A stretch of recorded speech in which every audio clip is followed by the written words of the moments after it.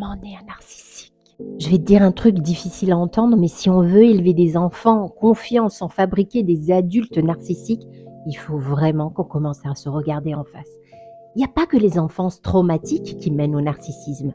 Parfois, c'est l'inverse. Les parents qui disent en boucle à leur enfant: t'es le plus intelligent, t'es au-dessus des autres, t'es le plus fort, les autres sont jaloux de toi, et en pensant bien faire. Ce qu'ils construisent à force, c'est pas de la confiance. C'est un moi hypertrophié qui a besoin de se sentir supérieur pour exister.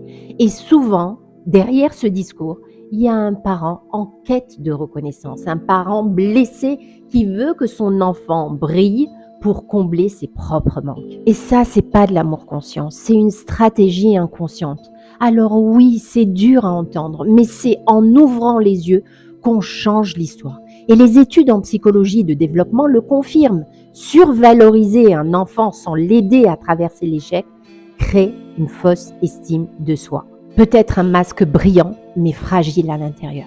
Alors tu vas me dire, mais qu'est-ce qu'il faut faire à ce moment-là? Alors comment nourrir la confiance sans nourrir l'ego? Voici 3 solutions pratiques.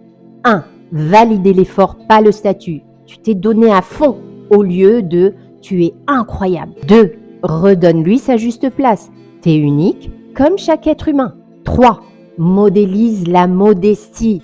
Partage aussi tes erreurs, pas juste tes réussites, parce qu'un enfant n'a pas besoin d'être le meilleur, il a besoin d'être vu, même quand il tombe. Et si tu as envie d'en savoir plus, écris-moi